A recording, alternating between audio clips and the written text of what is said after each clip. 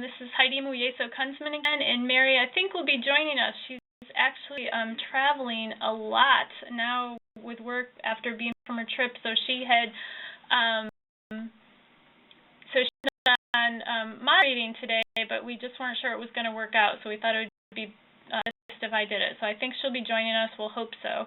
I am very, very pleased to welcome Dr. Stacy McCullough today. I was saying, speaking and putting names to faces, that I have Stacy before at many of the NACDEP conferences and appreciated the great work that she's done through those. So some of you may know the National Association of Community Development Extension Professionals. That's NACDEP. She does a great job there. So all of a sudden I put the name to the face with her agreeing to do this session for us, and I feel very fortunate. This is the first time she'll be joining us for this, and it should be great. So a little background on Stacy. She is an assistant professor of community and economic development with the University of Arkansas's Cooperative Extension Service.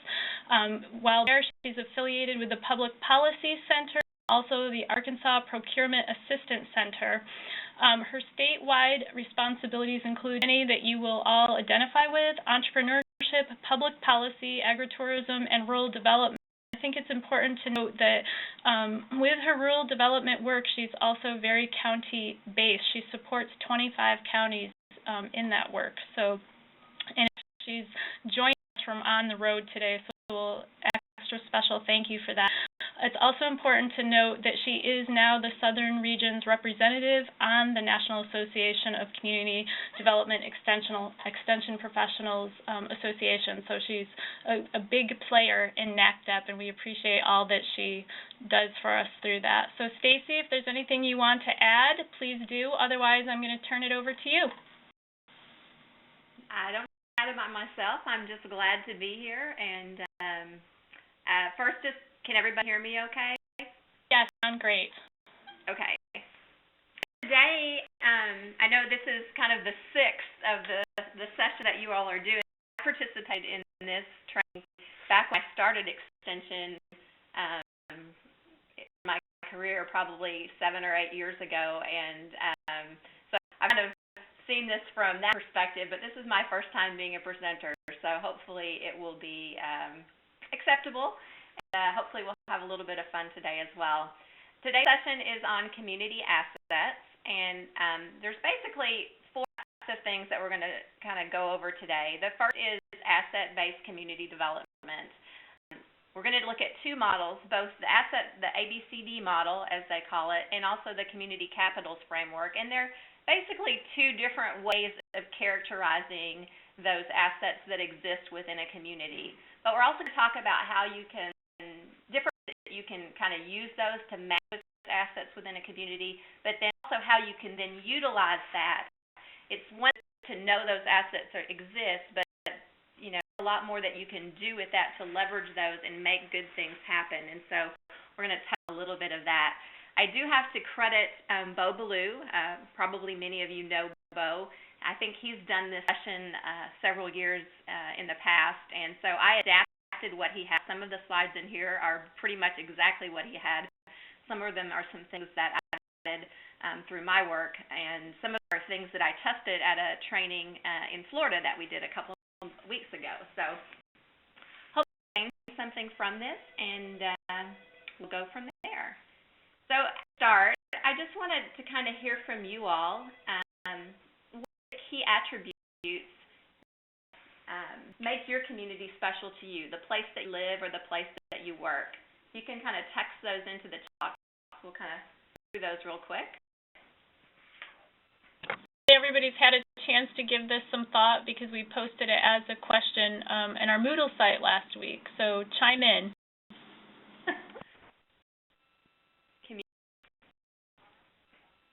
Working well together.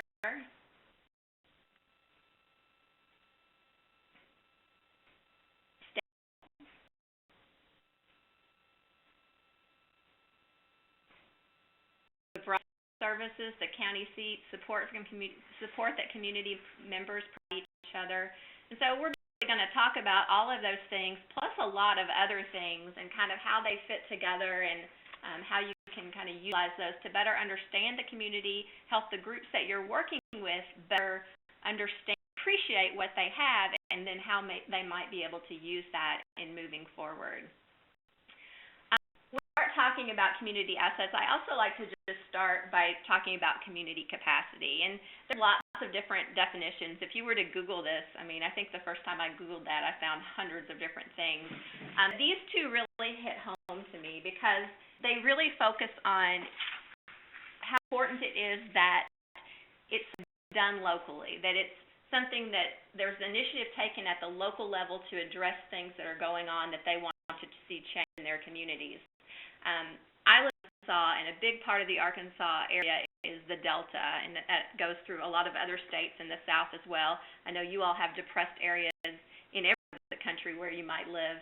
And a lot of times we just see all this money get dumped into these areas, but we don't really see any results that come from it.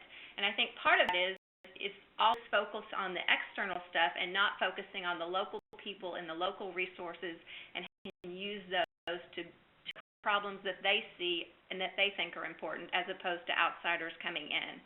And so it's really important as we engage community members and we work with different leaders within the communities to help them understand that you have the destiny of your community in your own hands, and really want to see change, you're going to have to be an active participant in that process.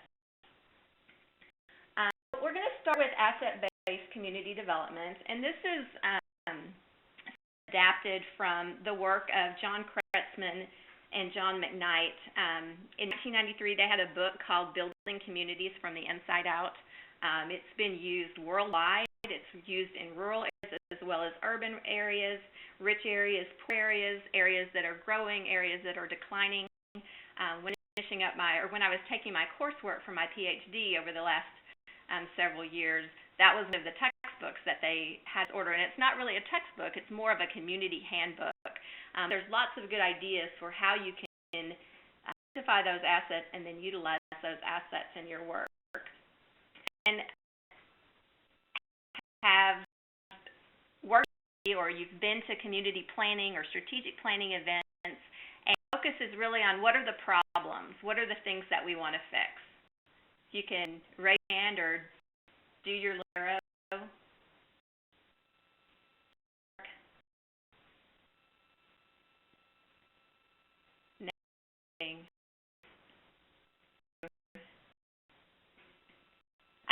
Approach that a lot of people take. It's what's wrong and what do we need to fix it. And, you know, you do have to be cognizant of the areas of need and the things that you want to change.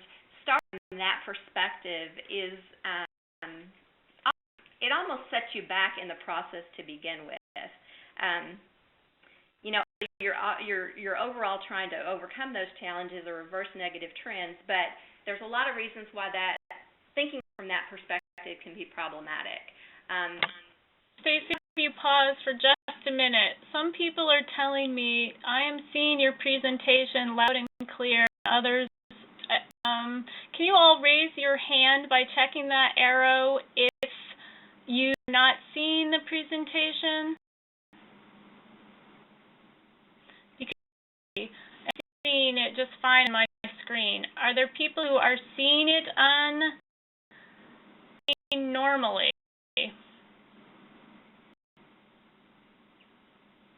Seeing it fine. So what you need to do, let's try this.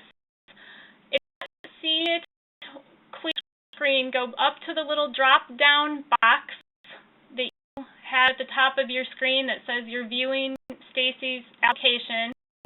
You get a drop down arrow at the far right of that, a little box. Click View and get full screen. In full screen, try Fit in Viewer. There's a couple different options. Play with those for a minute and see what you see. You're making out. Stacey, I'm sorry to pause you. I just want to make sure that we get everybody on board with us. Absolutely. Looks like Rachel was having a problem. Is that solution working for you?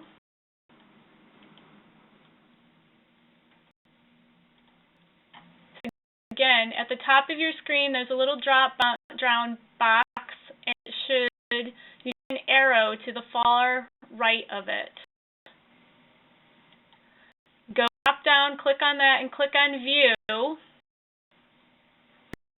Click on Viewer. It's working for me, full screen, all teal, and I tried changing the view like you said, but no changes. Why would some of us be able to see it and some of us not? Okay. So why it's doing this? It's not making sense to me that some are and some are not. So here's what I'm going to do.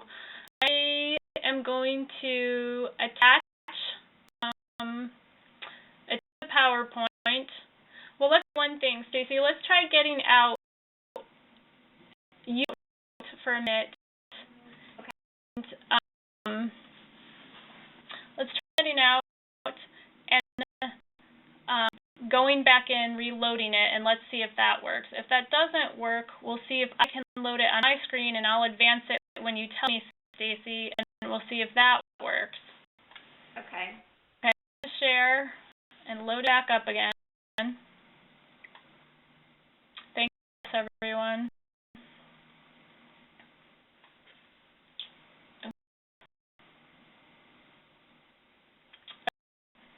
How about now? Are people able to see it?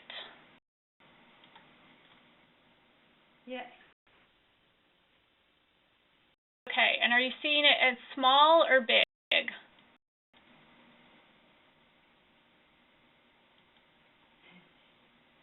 Big. Okay. So, see how that. Let's see, everybody.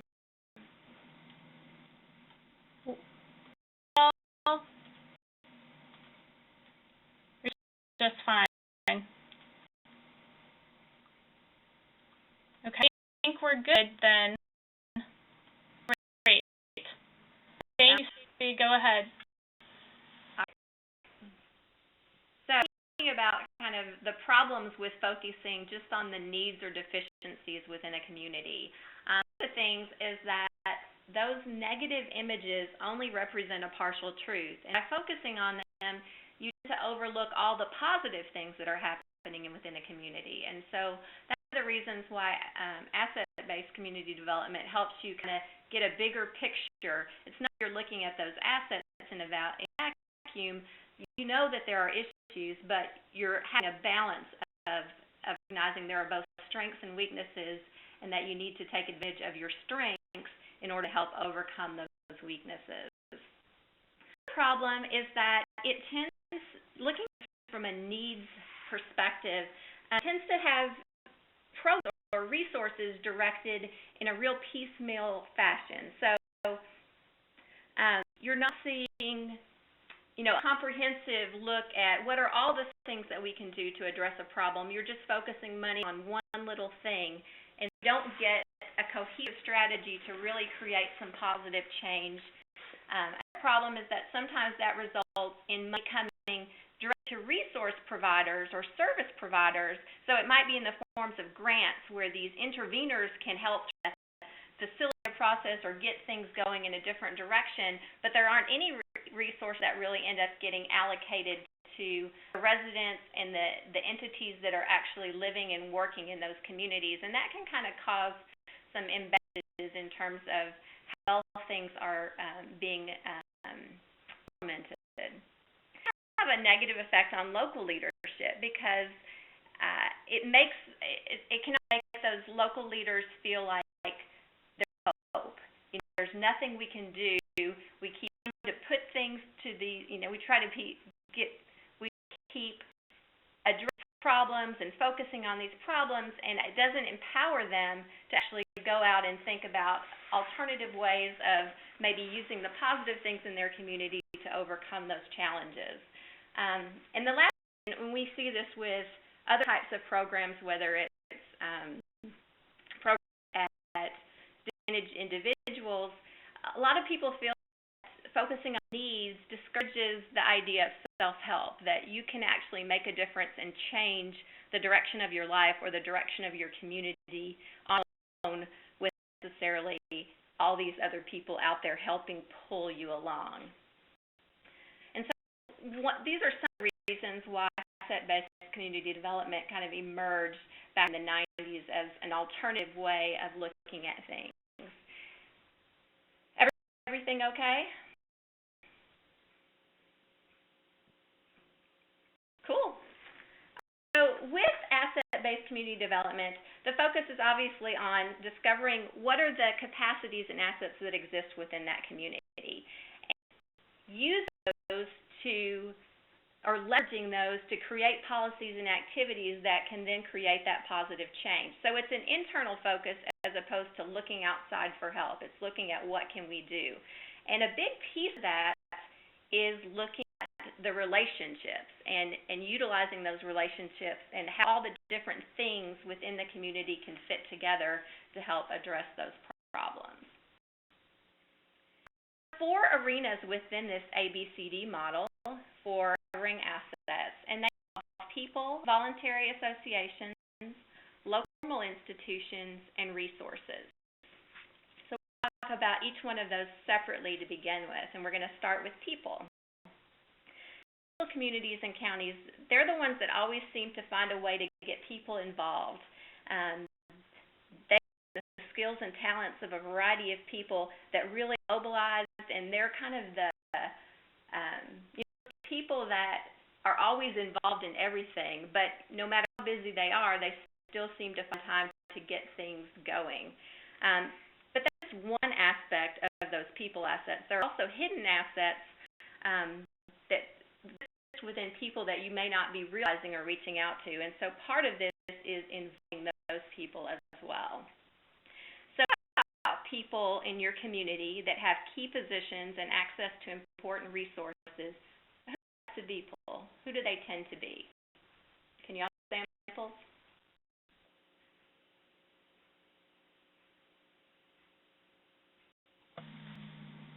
Cornell Extension.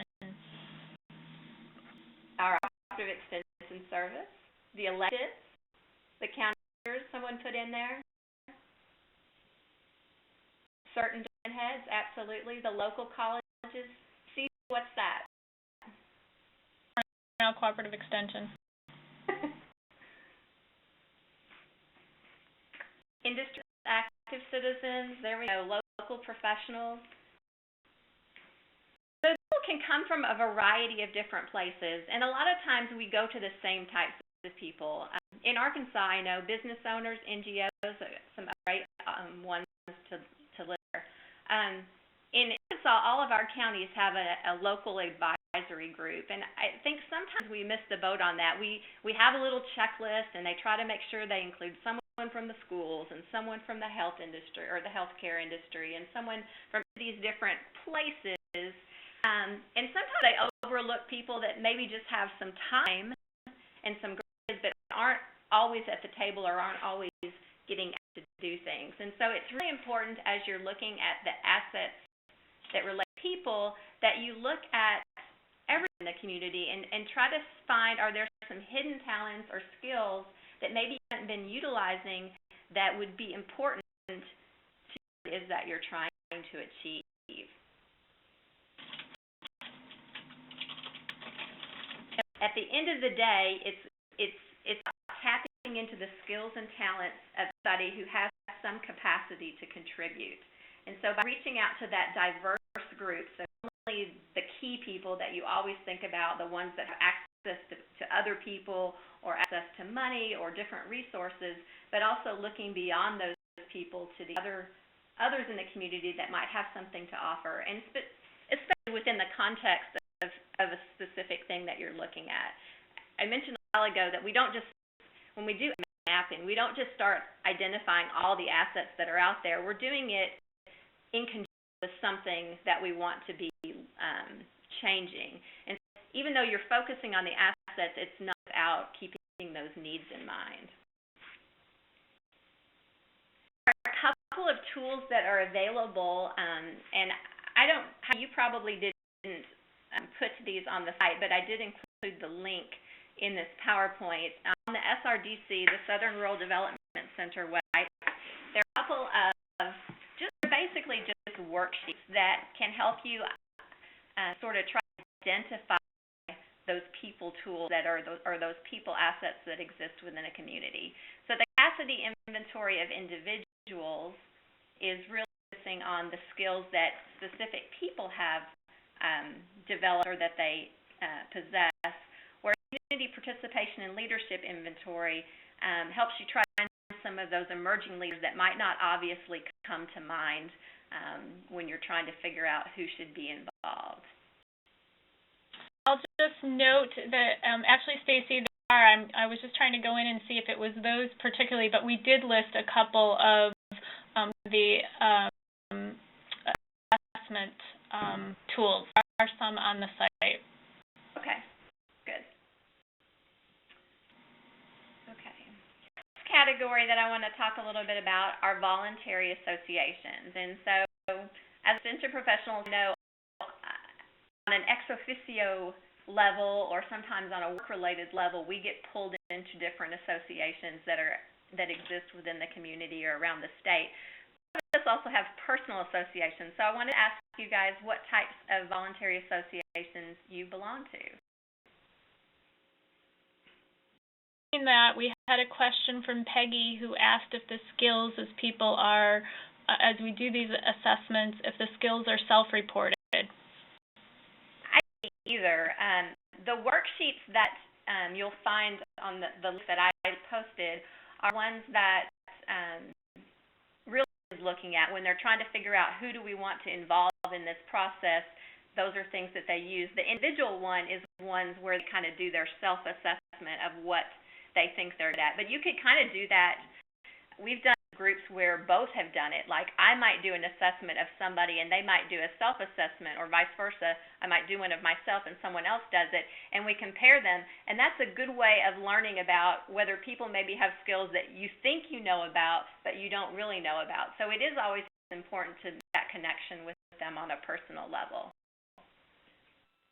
A question. You guys did a whole slew of things. I don't think all of them. A landowner association, 2 mention, yeah, that's the professional I'll fall into. Big brother, big sister, parent teachers. Have time to anything. Yeah, if you're an extension employee, that tends to be a good thing. American Cross, Arts Advisory, Community Theater. So we are connected, library boards, book groups, churches, foundations. We are connected to a lot of resources. And when we switch over to the community capitals model, we'll talk a little bit about the importance of using and networking all of those groups together. Sorry, I've got to flip back. So a couple just points to think about with respect to voluntary associations. The first one, most of them rely primarily on volunteers, and so we do have to be a little bit cautious when we're trying to engage people, or at least be cognizant of the fact that just like us, they're pulled in many directions and they have lots of things going on at the same time as well, and so we have to kind of respect those and figure out what's a doable or manageable way for them to contribute in a way to still do the other things that they're supposed to be doing, that they feel that they need to be doing. Voluntary associations do tend to be autonomous. They're not necessarily part of a governmental entity. So we do see a lot of governmental entities have these advisory groups who do tend to be voluntary. They usually have some type of a board that is, again, a volunteer thing. Myself, involved in NACDEP, that's something that I do just because I think it's important and I think the connections are important, but it's not something I'm paid for, so I have to kind of balance that against my workload and the things that I'm being paid to do on a regular basis. Associations do tend to be not-for-profit, although they're not always, and they provide some type of benefit or service typically to non-members. Terminal institutions, these are more of the institutions, that's redundant. Things that exist because there's been some amount of money allocated, or there's some law passed, or there's some created them. And so the 5 big ones that we think of when we are in our communities are the educational institutions, the schools, not just the public schools, but also the private schools, the colleges, the different Head Start, all those different pieces of the educational system. Economic institutions, so our banks and our financial institutions, governmental institutions, so we all know what all of those are, the health, and then also not to forget about religious institutions, which one of the things I do want to mention, because this question has come up from time to time. Some people have to figure out, well, which group does it go into? And I would not worry so much about which group, because a lot of these things are overlapping. That's why we use the Venn diagrams when we're talking about these types of frameworks or models, because in some instances there is spillover and you may fit more than one definition. But basically, for all institutions that really are needed to help our communities and our counties survive and thrive, when we don't have those institutions, or when they're weak, when they don't have good leaders and good people involved in them, the vitality of our communities are in jeopardy. We see that. I don't know if it is in other states, but in our state we have a lot of county over at particular times, and so we might have a county office where there's no family consumer science, or there's not an agent there for a significant period of time. And if we aren't, as an organization, stepping in to make that there is a local presence, and that somehow trying to, that period when there's a vacancy, we do see that it does have a detrimental effect, not only on our programs, but also on the communities in which we work.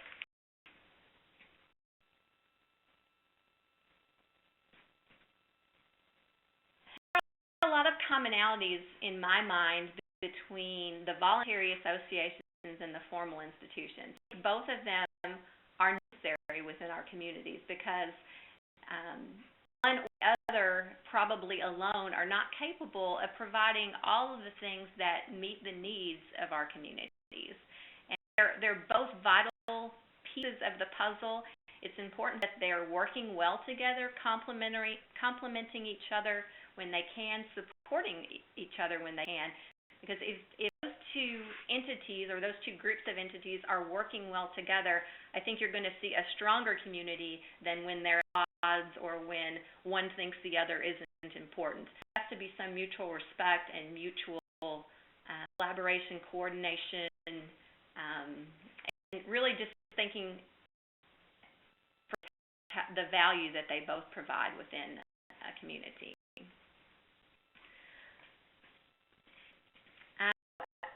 There is another worksheet that's at the same website, and this is really an asset mapping curriculum that's on the SRDC website that I'm referring to. And so there is an inventory of local institutions worksheet in there, and that is not just the formal institutions. It also is something that you could use to identify the voluntary associations that exist within a community. And it really makes you think about, for an institution, you would fill out a separate worksheet and identify what's the mission or purpose of that institution, who are the people that it engages with, the activities and programs that it promotes, affiliated groups, and interests, which are really important. A lot of times we think that because Boys and Girls Club has always done this type of program, or the senior center only does this, or hospitals only care about health, we tend to we can sometimes miss the bigger picture, because they may have an interest on a type of outreach, or a more collaborative outreach with entities, recognizing that they can't necessarily meet all the needs that they have by themselves. And so not only looking at what they do, but also what their future goals and interests are is important. The resources that they have access to, we really need to make sure that we think about that, because they have something that we need in our community development efforts, may not have that direct access to. And so looking at that can also help fill in those gaps. So I'm seeing a chatting going on. Are we okay, Heidi? We are. He had a question that asked how you do this, and I wasn't completely what this referred to, but he said we've moved on and he can pick it up later. Jeff, we can pause for just a second if you want to clarify.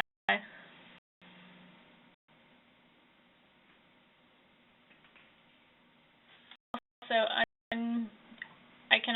he says okay, so go ahead. Sounds good. You're trying to fill some blanks later on and something was confusing, don't hesitate to contact me. I think, Heidi, I'm hoping that you've got my email and other information somewhere where people notify me if they want to. You can do that to your bio on the website, too.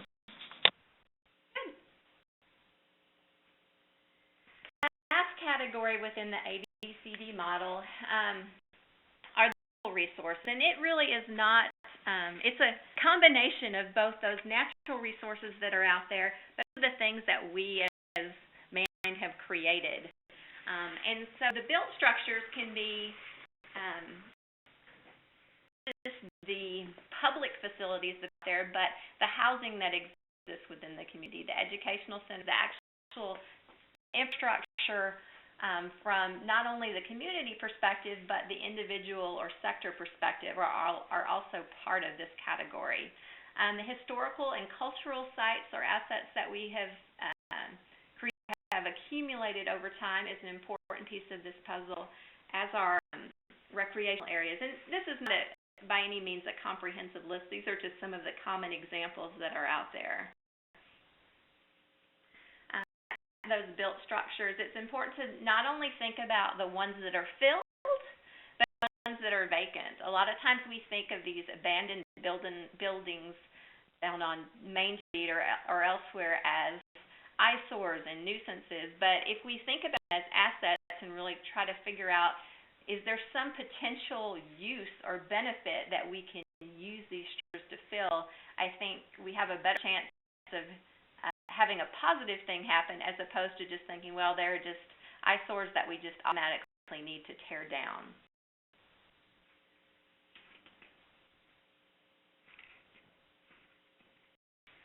So questions about the asset-based community development model?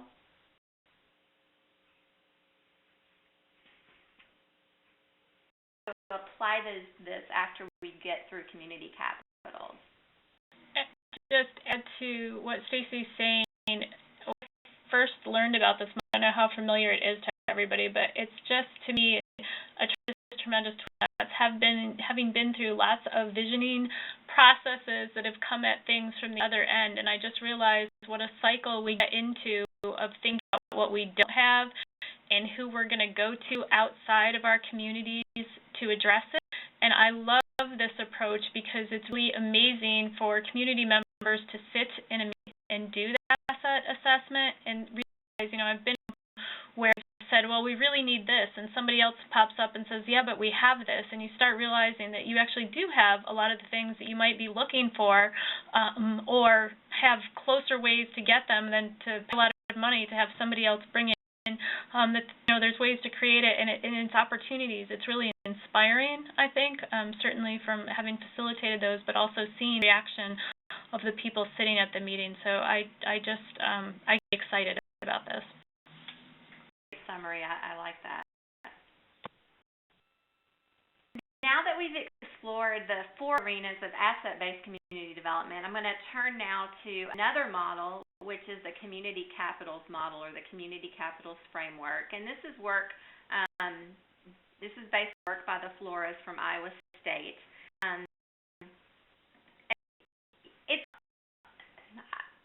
It's completely different from the other model. It just kind of creates additional categories, but also maybe gives you a little bit different spin on how you think about some of those assets.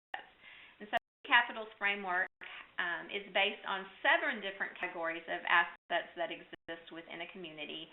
And these are things that could be invested or utilized for positive purposes. And so I'm going to start with natural capital, and I'm not going to spend a lot of time on these because some of them are self-explanatory. But natural capital, which if you think about asset-based community development model, it follows those physical resources. And these are just some of the examples. It's the air, the soils, and the water, and all of those things. Also the biodiversity that exists. So it's not just looking at the individual things that exist within this category, but also how they can kind of work together and build on each other and complement each other, and how you can kind of utilize those together. I will say about natural capitals, I listed one of the most underutilized capitals, particularly in an economic development perspective. I work with a lot of rural communities that are really trying to figure out what can we do to stimulate our economy, and we talk about, you know, the need for the balance between your recruiting activities and your business retention expansion and your entrepreneurial development. And a lot of times they just have a hard time figuring out how natural capital can kind of fit into that picture. And so, but in rural areas, this is the most abundant capitals that are out there. And so it's something that they really need to take advantage of and figure out what can they utilize about this, or how can they make the unique aspects of their natural capital work in their efforts. Capital in the community capitals framework is cultural capital. These are the things that I think a lot of people think about when they think about what makes their community special, because especially in rural America, although I think I see this in urban areas as well, I want to live here because I like the small town feel, and I like that everybody knows each other, and I like that we have a festival every 3 weeks. Every community in Arkansas has some type of festival, it seems like, in the summer. Everything from bricks to related things to agricultural related things, and so things that make us really like where we're at. But on the urban side of things, because to have a lot more diversity within the community, so there are a lot of cultures that maybe are coming to each other and starting to overlap and morph into other things, and so it really creates a rich environment for people who live in those areas as well. So cultural capital can be an asset whether you are rural or urban, and I think it is why most of us live where we live. And this goes right straight to that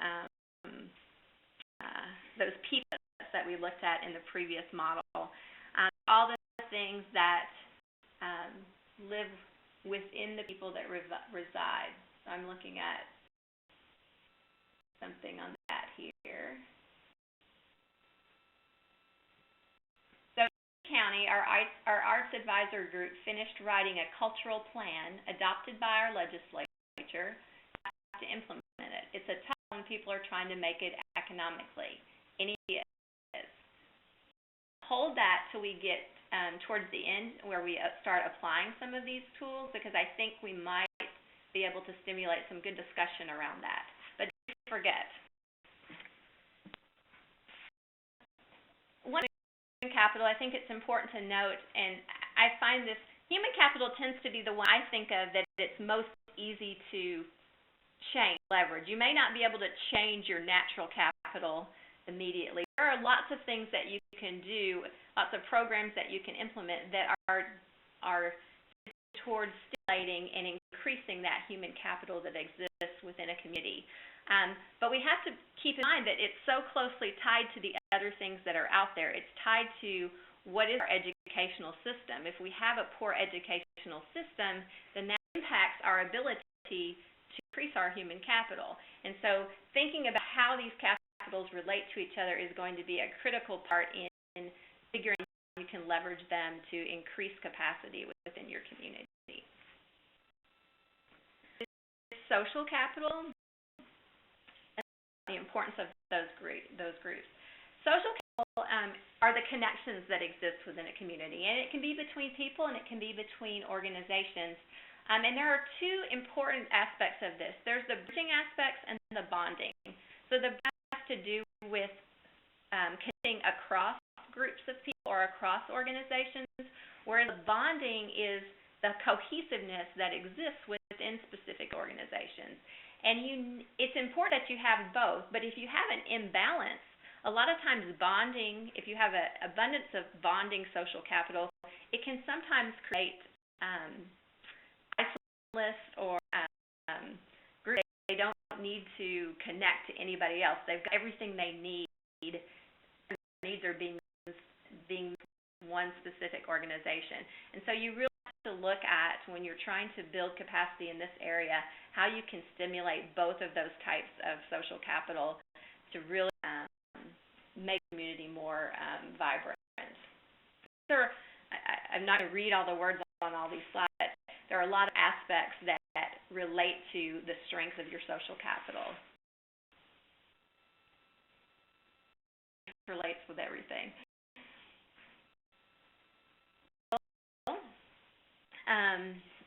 Is a lot of times when we think about political capital, we automatically think about our elected officials or our governmental entities. It's not just about that. It's also about the citizen engagement.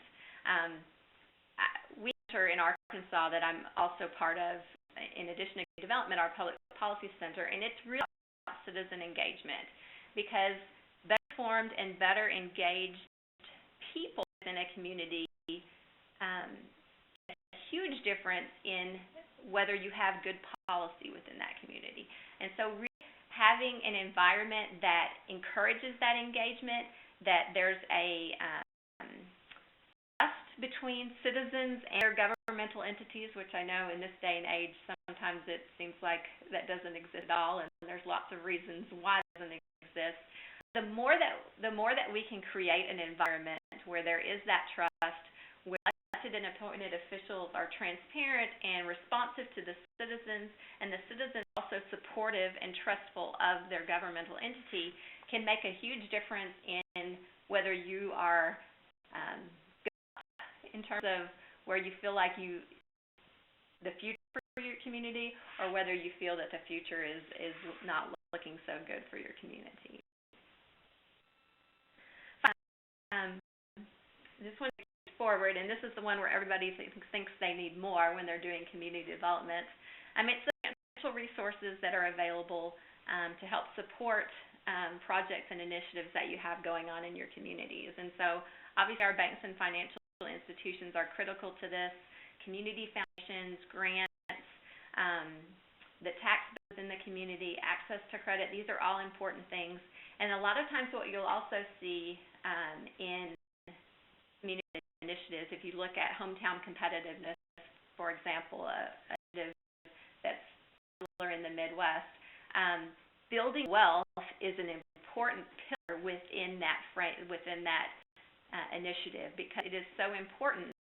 It's one of the things that you can really utilize to help leverage and increase capacity in your other capitals. About what you got there. Sure. I don't know how many people are familiar with the Wealth Creation Rural Communities Project. I just wanted to be sure that you saw that it was another way of looking at capitals. It's a little bit more from an economic development perspective, but I think there's lots of these models emerging, and they're research-based. They've been practiced. They're studied, and I think they provide a lot of food for thought, and again, new ways of thinking about your assets and building on those to strengthen communities. So I'll leave it at that. Thanks, Stacy. Jeff has also written there that local government many times is dominant and can stifle community development, and that's absolutely true. Sometimes it takes a crisis to create a shift or a change in that local government structure. I know in state we have a partnership in our funding with states and counties and the federal government, and when you have a finance committee at the local level of one person, that can get a lot of havoc and can really, as you mentioned, Jeff, stifle the community development and really keep things stagnant. And so sometimes it takes a huge hearing event or somebody that's just not willing to take no for an answer to help change that, but that can be extremely difficult to change. Another thing to add to financial capital, and you may have, as I'm looking up these other things I wanted to share, I might have missed it, but one of the things I talk about when I talk to communities about this is there's, I think, really innovative models when you think about crowdsourcing and those kind of things of coming up with financial capital that they may not even realize they had. There's a model, and I keep trying to find a link to it, but in Vermont, there was a restaurant that wanted to get started, and they went to their community and said, help us build the capital to do this. And the way they did that was they said, you give us so much money and we're going to give you a set of gift certificates that you can come back to our restaurant and use. You can't use them all at once. You have to spread over a year with your use of them, but they started that restaurant doing that. I think sometimes we think of that financial capital as having to be big, maybe some of the more traditional forms that we think of, and I think there are opportunities emerging that help us a little bit. I think we are in one of the most creative time periods for looking at alternative ways of financing the things that we want to do, and so it's one of those things where, open-minded. It's one of the reasons why I don't mind all these emails that I've subscribed to from all these different entities that I every day, and 90% of it is stuff I don't care about, but occasionally there are these new ideas that come up, and you just think, wow, why didn't we think about that? That would be absolutely fabulous to use in our community. And so it's not a waste of time to get some of those things, because we are seeing a lot of creativity in this area, I think, due to the financial situation that we've emerged from, also the changes in technology that are out there right now. Let's see. Last of the 7 community capitals is the built capital, and this is the infrastructure that's out there. And sometimes we think about the physical infrastructure, but we definitely don't want to forget about the broadband and the information technologies. That's the world that we live in. Put another link up on the website that you guys might want to look at for investing in your community. So is there a way to capture all these from the chat other than just watching? Yeah, save the chat, which I typically do. I assume most people will see the recording, but I'm also happy to capture the chat and at least just send out these links to everybody so you have them in an email. That would be easy to do. Cool. Sounds like there's a lot of good stuff out there. Okay. Let's turn now, and we're going to look at mapping tools or different ways of doing some of this asset mapping. Some of the links and tools that I mentioned earlier today focus on the individual capitals or assets.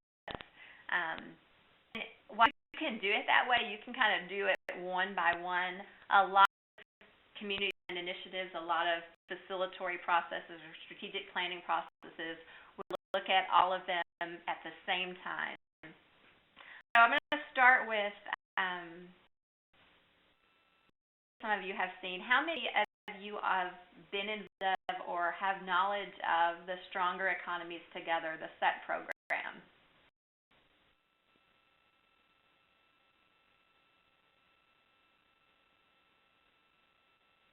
Heidi, yes.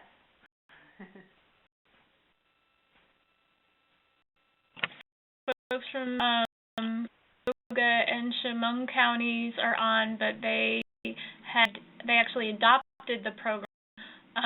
Weren't funded a national project, but adopted the program through a local USDA grant and did some work with it as well. Yeah, so it seems like a lot of people may not be familiar, and it's a national initiative that has been rolled out through the Rural Development Centers in collaboration with USDA Rural Development and Extension, and it's basically a regional community development process.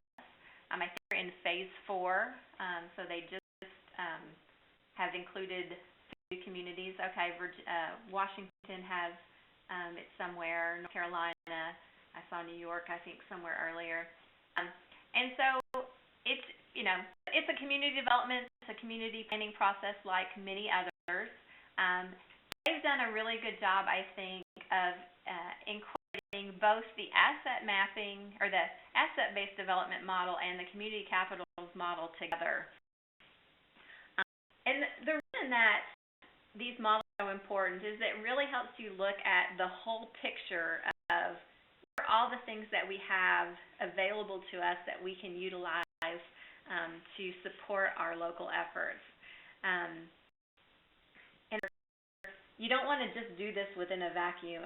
We've done this with groups where they just start identifying everything under the kitchen sink, and not every asset that you have within a community may be relevant to trying to achieve. And so you need to be thinking about these in conjunction with something to focus on, a vision or some goals that you have for your community. The way they have utilized these in the SET model, as you can see on this grid, the community capitals are down the column, and the asset-based development, ABCD, community development assets are along the top. They use these grids to kind of fill in each of the assets they identify during their planning process, and you can kind of see where the overlaps are between the two models. The tool that one of my colleagues here in Arkansas has is he's created this grid that you see here, and the capitals he has listed, this is the same as the other ones that we just talked about. I think they have some different names and they organize things a little bit different. And that's the thing I want to mention is that there's been a lot of research and a lot of work with those two models, but there are ways of characterizing capitals or assets within a community. And so it's okay to use that are out there. It's just some of them have, there's of use and research, and so people have refined how to use some of them a little bit better than others. But so in this diagram, it actually has you look at your assets from the community level, and that's the green circle that's around, you can see the yellow. But then looking at the regional and state and national things that we can pull in as well. But the majority of what you're putting in there should be in that green circle. The way to utilize this tool is we get blown up on a big, you could hang it on a flip chart or a wall. It's laminated, so we can have them come in with their little markers and write little stuff in each of the little grids and talk about that, and then we can take pictures of that and utilize that as we move forward in the community or in our community efforts. Another way of trying to figure out how you could visually or organizationally identify those assets and kind of see how they fit together.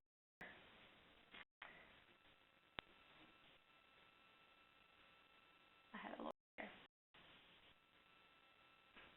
Well, I answered that question, so I forgot that in there. Sorry.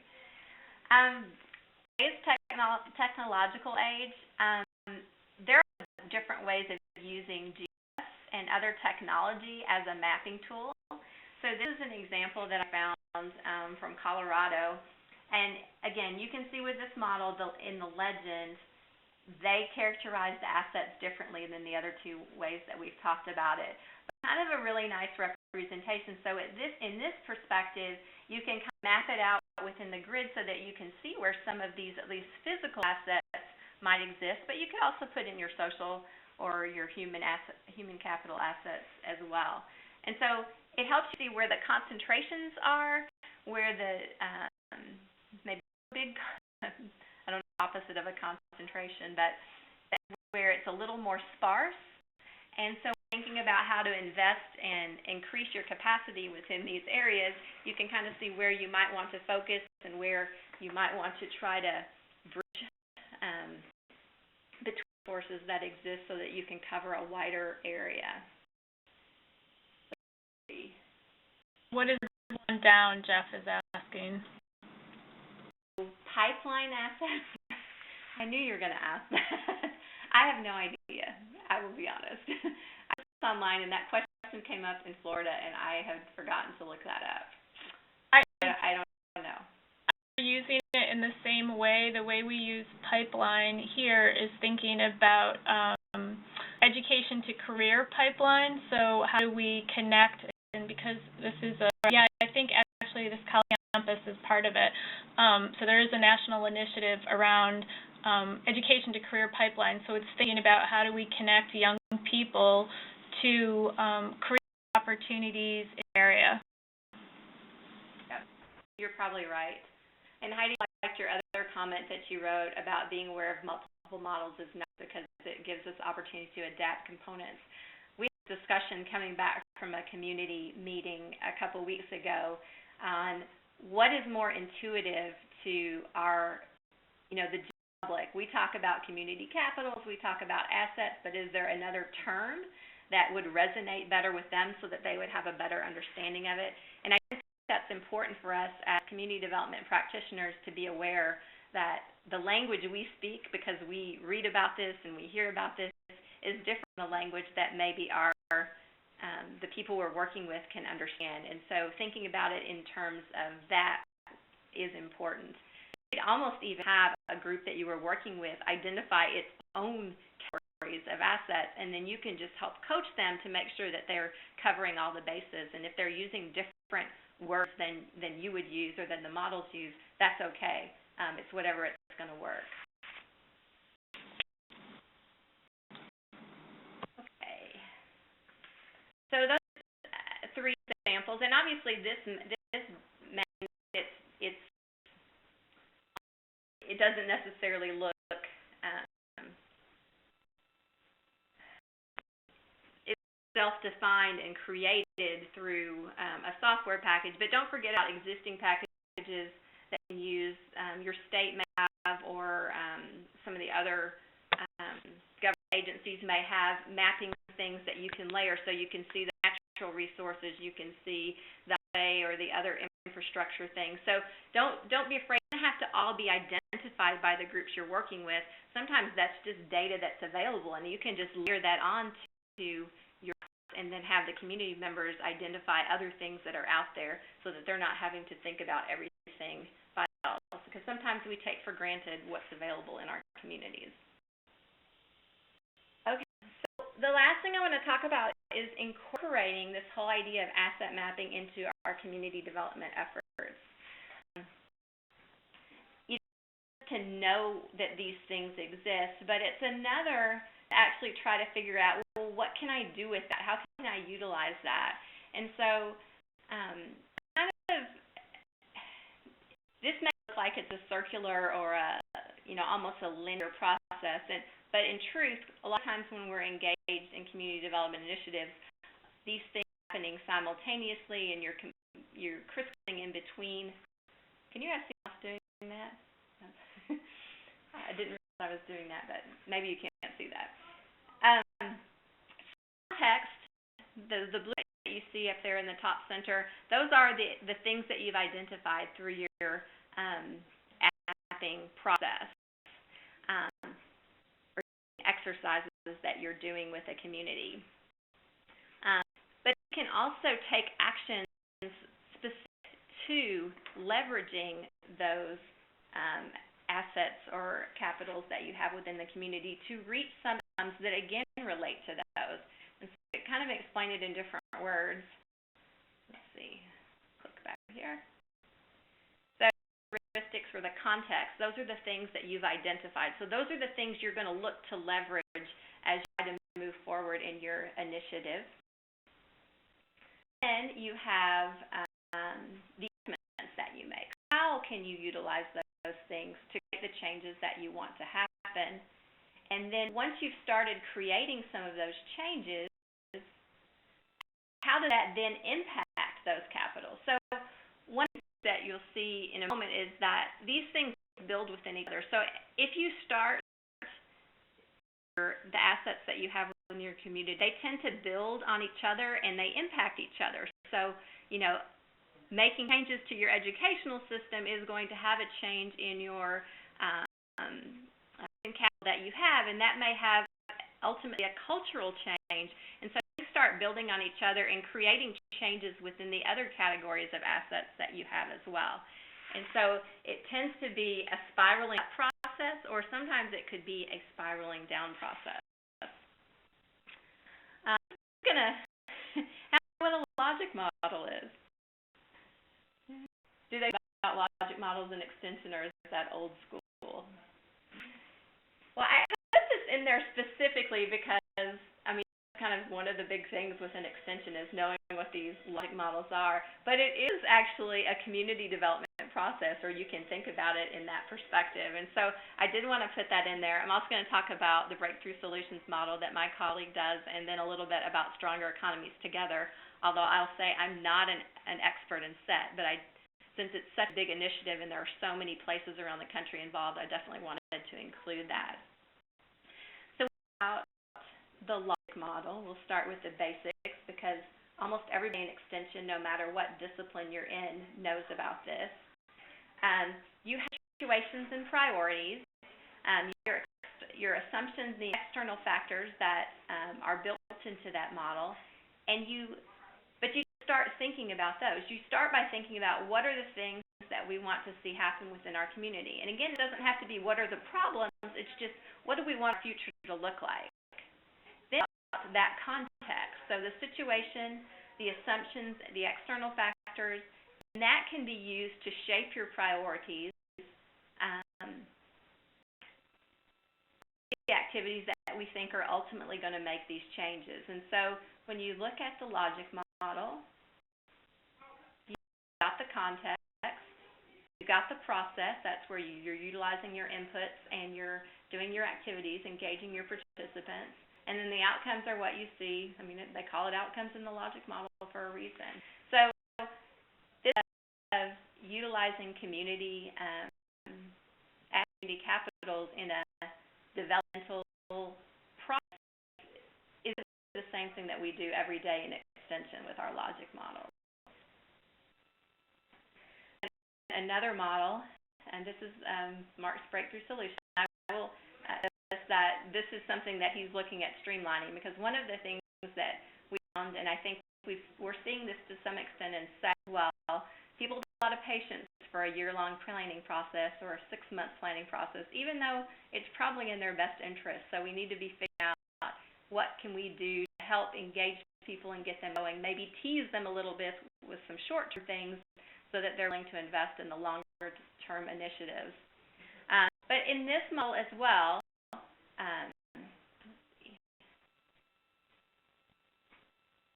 there we go.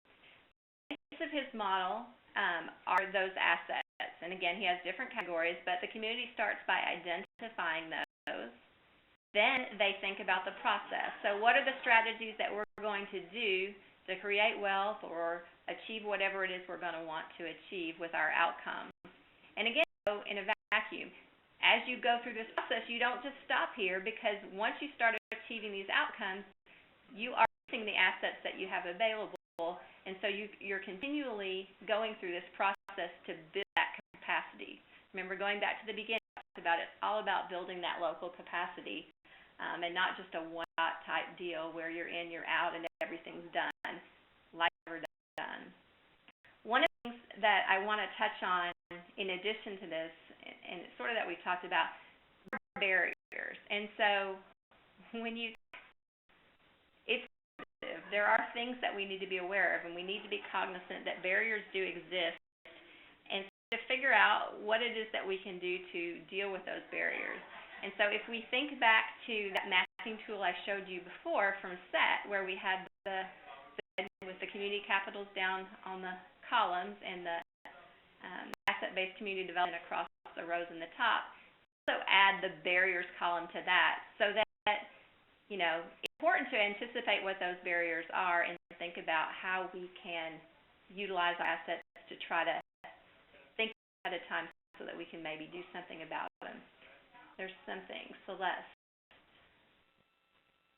I was noting to folks in Extension in New York that this model is very much what they do out in the field when they develop their plans of works, and that comes from our professional development coordinator here, and who works with the plan of works as well, and she helped alert me to that. So this is something we're both doing, but we're regularly within Extension, I think, across the country, engaging the folks that we're working with in that process. So I think it's very familiar in certain ways.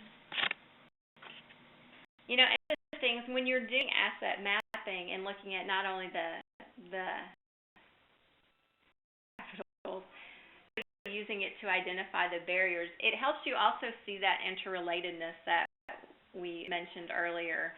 For example, you might find that attracting and retaining high-quality workers is a major challenge if the local educational system is found to be inferior. So the shortcoming in that human and built capital of the community, they're key impediments expanding the other things that you want to try to increase. And so you have to look at all of these things together and how one thing can influence another thing, and how they can positively as well as negatively impact each other. Turning to the set core process, and again, this is not something I'm super familiar with, but I did want to just highlight it. And, I picture of the cycle where you had the context, the process, and the outcomes, and it was kind of circular. But a lot of times we don't always follow that same path. But as long as we're touching on the bases and continually going back and rechecking and how everything is fitting together, that's okay. It doesn't have to be as streamlined as sometimes we would like or we think it needs to be. Sometimes things come up and people identify things that sort of our plans, and you just have to go with it. My motto for extension is it'll all work at the end. Eventually, keep checking and keep going back and forth. Things will all fit together eventually. So the basic process for the set modules. That's a 12-module, as I said, kind of strategic process. And so they have the basics, which is kind of just getting your team together and getting ready. You see a little bit of asset mapping by exploring your region's demographics, and then transitioning into your comparative advantage, and then starting to think about the strategies that you can use, recognizing that go back and revisit throughout this process new assets that are out there, new barriers, and start refining and redefining your goals.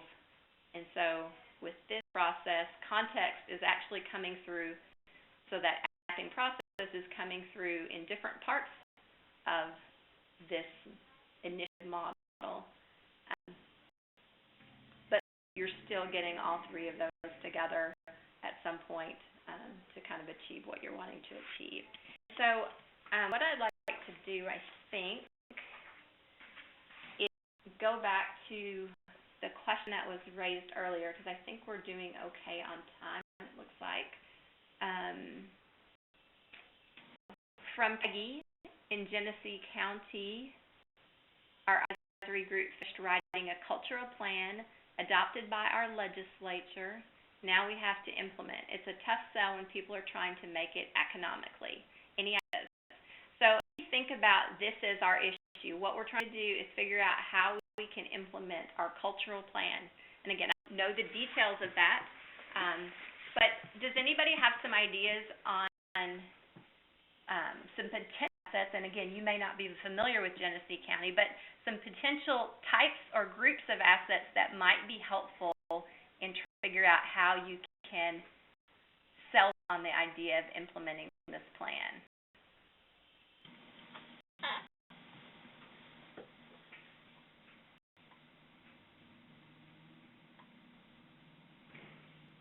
No. Peggy, do you have any thoughts initially on some of the things that you started to try? I mean, one of the things I would say from our end is, getting a bunch of people in the room and raising that question and just brainstorming. So who are your partners from all aspects of the community, and going back to that set process and, identifying different sectors and having them think about, well, how do I relate to this plan, and what does that mean for moving forward? Split the group up and begin meeting with some of the stakeholders and partners in the community to see how they can help. I think that's a good idea. So it's important to know who are the people that are not necessarily, if you're talking about you're going to divide and conquer. So if you separate them out and group them with people that have bought into it, together they can do that. But, those groups help develop some of that bonding, social goal. And then ultimately when they come back together, if they can bridge that, that's going to be one way of dealing with it. Some of the aspects that you can kind of look at is what are the wins for those individuals. So from a cultural perspective, are there things about this initiative that's going to make them remember or re-engage them on why they live here why these are important, how these have influenced them. That's potential piece of the puzzle. Not just art for art's sake, but it's art to help us maintain whatever it is that makes us special. And again, it's hard when you don't have the context of knowing what's out there. Other ideas?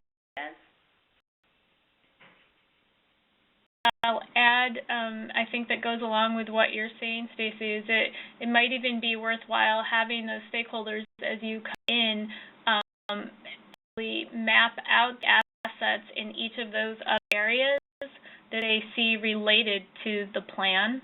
So help them think about how it connects to these other areas. And I think that's one of the things that strikes me about that asset-based approach is when you start thinking about, and it goes back to also the community capitals framework, which makes the case that, again, everything is related and what you do here matters to what you do there. And so sometimes drawing those connections gives you a whole new way of thinking about it.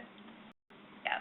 And what takes here as much of the plan is to help local artists become better at business. And so clearly, from an economic development perspective, that's important. And so getting people to think about how those things link together, your economy and your cultural capital and your human capital and your social capital, and how the political capital is also playing a part in this, is sometimes get people to think about it from a different perspective and hopefully engage them a little bit more. Part of the reason why this may be also a barrier is if people really didn't feel like they had a say in that the legislature enacted, and so now we're stuck with it and we're footing the bill for it. I mean, a lot of people will have that attitude, and so using it as a teaching tool so that they realize the more I get engaged and the more I get educated, they can use this round, but in future rounds it can help overcome some of the sharp opinions and dissension that occurs within the community. It can inspire. I mean, I don't want to say that this is all pretty, as you guys as well as I probably do. Sometimes things just don't work the way you want. Sometimes you need some people to move, and sometimes you even need some people to pass on. But you've got to keep pushing forward. Okay, so I'm going to keep going. But we're just about to wrap up. This is kind of my main last slide. I talked about the spiraling up and the spiraling down. And this is sort of, this is from Emory and Flora. And it's work done in conjunction with the Community Capitals framework that's out there.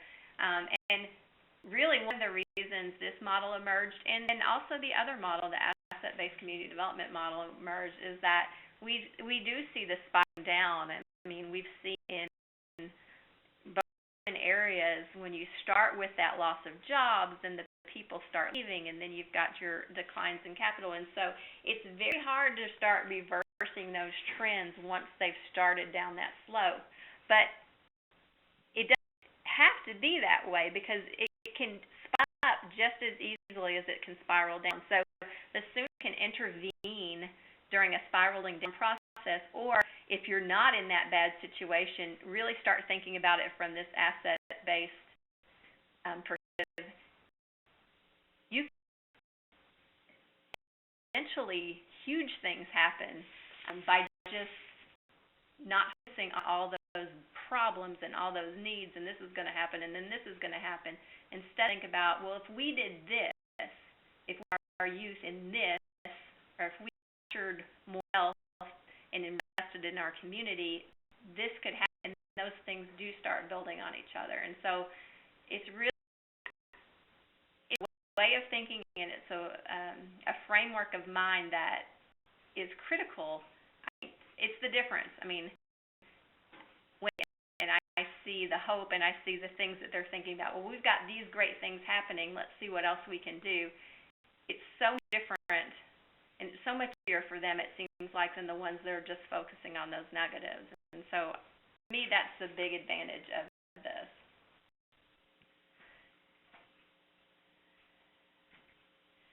this is kind of a couple of things. Assets are there, but it's really about those relationships and how you fit all those pieces together to make the change that you're trying to have happen. And it's not just community development stuff. I know this is foundations of practice in community development, but I work with agents in the other disciplines that maybe don't have a strong interest in community development. See the potential applications of this in their work, the more comfortable they are shifting that community development arena. So I think this is really important stuff for any extension professional to kind of and start just practicing, start just thinking, utilizing these tools that are there, and it really does change the way you think about anything that you're doing in any of your program areas.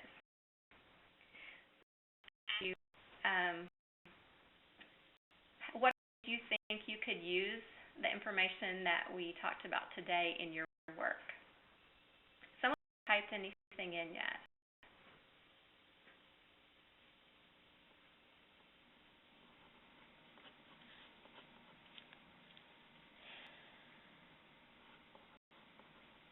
Or someone typed something in? What do you think? How has this been useful to you? Can you see yourselves using this in the future? So local foods, I think it's a perfect opportunity to do this because there are a lot of pieces to the local foods puzzle, and it's not an ag issue, it's a community-wide issue, and so that's a great one. The mapping. Well, thank you, Bev. So it doesn't matter what you're doing. I just want to reiterate, if you just start approaching anything that you do from this perspective, I think it can make a huge difference in the value your programs are providing within the community, and also your ability to measure. We didn't talk about the impact perspective or the outcomes per se, but you're looking at these different say you do an asset mapping at the beginning of a process or a program that you're working on. A year later, do that again and look at the change that you see in that mapping, and that can really help you identify some outcomes that you can report.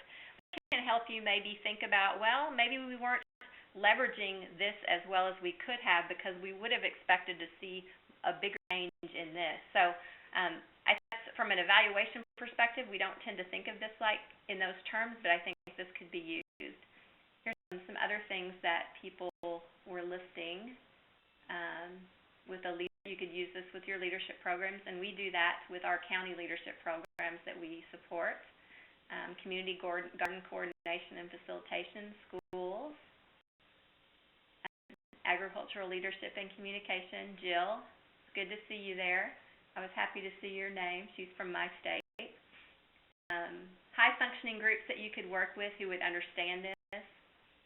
And you could use this from an organizational perspective. We talk about it from a community perspective, but we have also used this in some of our organizational behavioral programs when we're working with leadership groups or different types of councils, advisory groups, or even nonprofits.